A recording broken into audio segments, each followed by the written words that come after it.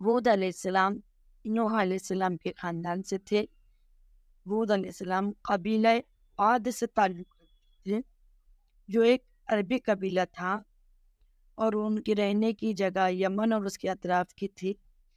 ان کے پاس درمیان میں ریت کے ٹیلے تھے، اسی لیے قرآن میں ان کو احقاف ریت کے ٹیلے والے کہا گیا ہے۔ یہ جو ہود علیہ السلام کی قوم تھی ان کو قوم عاد کہا جاتا ہے۔ قوم عاد جو تھے مضبوط جسم والے، طاقتور، قوی بدن کے تھے، اونچے پورے تگڑے تھے، سخت تھے، بلند و بالا تھے۔ ان کو اللہ تعالیٰ نے ایک ہنر دیا تھا کہ وہ پہاڑوں کو، چٹانوں کو تراش کر خوبصورت محلات تعمیر کرتے تھے، اور اس کام میں ان کا کوئی ثانی نہ تھا۔ اللہ تعالیٰ نے ان کو ایسی زمینیں دی تھی جو سبز شاداب اور ہر قسم کے باغات سے آراستہ تھی۔ یہ کھیتی باڑی باغات کے حساب سے بہت ہی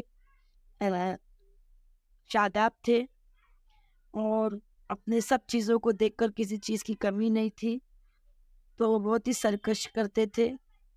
انہوں نے اندھی تقلید کی اپنے باپ داداؤں کی، اور اللہ کے معاملے میں شرک کیا۔ ان کا تصور یہ تھا کہ اس پوری کائنات کو، دنیا کو چلانے والا ایک اکیلا معبود ہو نہیں سکتا، اس لیے انہوں نے الگ الگ کام کے لیے الگ الگ دیوتا مقرر کر رکھے تھے، جیسے کھیتی کا دیوتا الگ، بارش کا رب الگ، نفع نقصان پہنچانے کا رب الگ۔ یہ سب لوگ جو تھے بہت سرکش تھے، غرور میں آ گئے تھے، اپنی ہر چیز کو بڑی سمجھنے لگے تھے، اور وہ سمجھتے کہ ہم دنیا میں ہمیشہ یہیں پہ رہیں گے۔ اللہ کو ایک نہیں جانتے تھے، اللہ کے ساتھ شرک کرتے تھے۔ تو اللہ تعالیٰ انہی میں سے ایک شخص ہود علیہ السلام کو نبی بنا کر ان کے پاس بھیجا۔ جو نبی ہود علیہ السلام تھے ان کی قوم میں سے تھے، وہ بہت نیک، سچے اور بھلائی چاہنے والے نرم دل تھے، اللہ کے پیغمبر تھے۔ ہود علیہ السلام نے ان کو بڑے پیار محبت سے سمجھایا کہ تم کو اللہ تعالیٰ نے جو جسمانی طاقت دی ہے، جو مال دیا ہے، باغات دیے ہیں، اس پر گھمنڈ نہ کرو، غرور نہ کرو، بلکہ تم اللہ تعالیٰ کا شکریہ ادا کرو اور اللہ کو نہ بھولو۔ اور تم یہ غلط کر رہے ہو کہ اپنے ہاتھ سے بنائے ہوئے بتوں کی پوجا کرتے ہو۔ یہ بت نہ تم کو دکھ دے سکتے ہیں، نہ سکھ دے سکتے ہیں، زندگی میں تمہارا کچھ بھلا برا بھی نہیں کر سکتے۔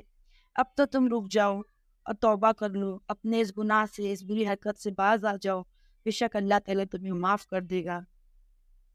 ان کی قوم عاد نے ان کا کہنا نہیں مانا، ان کی بات سنی انسنی کر دی، اور برابر ظلم کرتے رہے، اپنے آپ پر بتوں کی پوجا کرتے رہے، ہود علیہ السلام کو جھٹلاتے رہے، ان کا مذاق اڑاتے رہے اور ان کو اذیت دیتے رہے۔ لیکن ہود علیہ السلام ان کے ظلموں کو سہتے رہے، صبر کرتے رہے۔ ان کی قوم نے ان کو کہا تم خبتی ہو، پاگل ہو، تو انہوں نے جواب دیا نہیں، میں خبتی نہیں ہوں، پاگل نہیں ہوں، میں اللہ کا بھیجا ہوا ایک نبی ہوں۔ میں پھر تمہیں بتاتا ہوں کہ تم اس حرکتوں سے باز آ جاؤ، اللہ تمہیں معاف کر دے گا۔ اگر تم نہیں رکے تو اللہ تمہیں سخت سزا دے گا، آسمان سے تمہارے اوپر عذاب بھیجے گا، اور تمہیں دنیا میں بھی جھیلنا پڑے گا اور آخرت میں بھی۔ قوم عاد غصے سے بھڑک اٹھی اور اپنے نافرمانیوں پر ڈھیٹ ہو گئی، اور اس کے برعکس نبی کو زیادہ سزانے لگی، اور اللہ کا مذاق اڑاتے ہوئے کہنے لگی ہود کہاں ہے تمہارا عذاب؟ کیوں نہیں لے آتے تم عذاب؟ اچھا اب ہم عذاب کا انتظار کریں۔ اس طرح سے بول بول کر وہ ہود علیہ السلام کو ستانے لگے، ان کا مذاق اڑانے لگے۔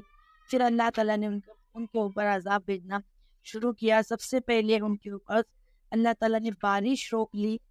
بارش رکنے کے سبب ان کے بستی میں قحط سالی پڑ گئی، وہ سب لوگ قحط میں مبتلا ہو گئے۔ پھر انہوں نے بارش کی دعا کی، بارش کے لیے بار بار دعا کرنے لگے۔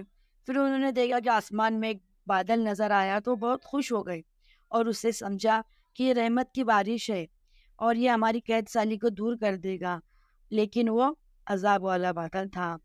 اللہ تعالیٰ نے فرمایا قرآن میں، یہ وہی ہے جس کی جلدی آنے کا تم مطالبہ کرتے تھے، یعنی عذاب۔ ان لوگوں کے پاس ایسی تیز و تند بادیں سرسر آئی، اس نے 7 رات اور 8 دن تک مسلسل ان کے اوپر چلتی رہی۔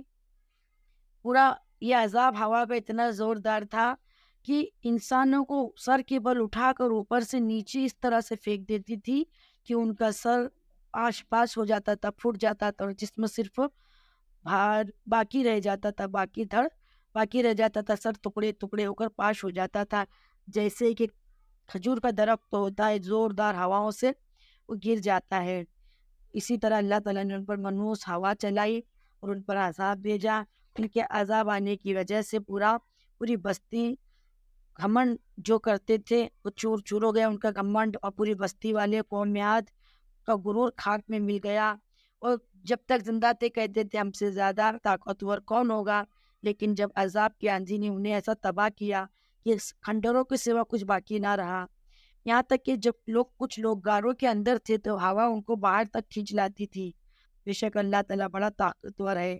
جو لوگ نبی کی بات پر ایمان نہیں لائے، اللہ کے حکموں پر نہیں چلے، اللہ تعالیٰ نے انہیں اس ہوا سے برباد کر دیا، ان کے عذاب سے ہلاک کر دیا، اور ہود علیہ السلام کو بچا لیا۔